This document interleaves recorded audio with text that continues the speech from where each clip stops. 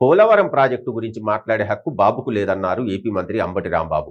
పోలవరంలో మంత్రి అంబటి రాంబాబు మీడియాతో మాట్లాడారు. 1995లో ముఖ్యమంత్రి అయి తర్వాతి కాలంలో 14 ఏళ్లు సీఎంగా ఉన్న చంద్రబాబు ఎప్పుడైనా పోలవరం గురించి మాట్లాడారా అని నిలదీశారు. పోలవరం ప్రాజెక్టు గురించి మాట్లాడే నైతిక హక్కు చంద్రబాబుకు లేదని, ప్రాజెక్టుల గురించే కాదు నీటి గురించి అసలు మాట్లాడే అర్హత లేదన్నారు. ఆయన పాలనలో వర్షాలు పడవని, పోలవరంలో 72% పనులు పూర్తి చేశామని చంద్రబాబు అనడం అబద్ధమని చెప్పారు.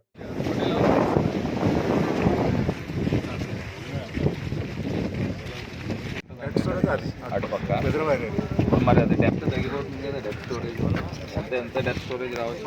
ఈ కాన్సెప్ట్ యాక్చువల్ అయితే మిగతా దానికి డెప్త్ స్టోరేజ్ కాన్సెప్ట్ కూడా పొలం ప్రాజెక్ట్స్ డిఫరెంట్. డెప్త్ స్టోరేజ్ ఎప్పుడు చెప్తా ఉంటుంది ఆయన హిందీ యాక్టర్లో ఓకేనా. మనకి ఇక్కడ పోలవరంలో డెప్త్ స్టోరేజ్ కూడా జనరల్ వేరే ప్రాజెక్ట్ ఏమో సిల్ లెవెల్కి కింద ఉంది డెప్త్ కెనాల్ ఉంటాయి కదా, కెనాల్ సిల్ లెవెల్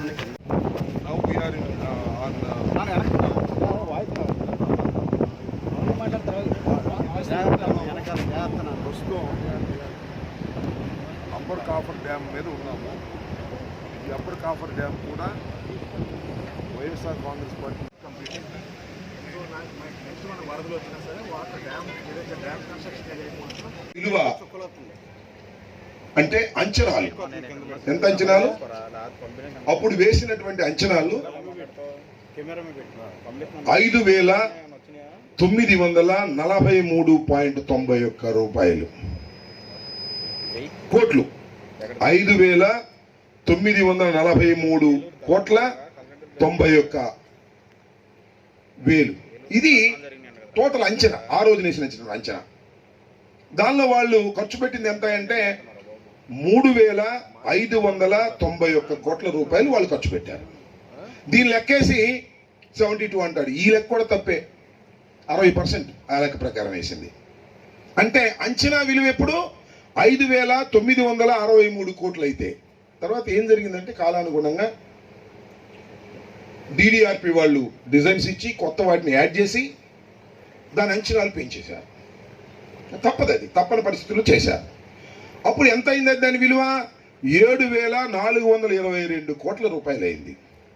7,400 కోట్ల రూపాయలతో పోలిస్తే వాళ్ళ అంచనా, వాళ్ళు ఖర్చు పెట్టింది 48, అంతేనా?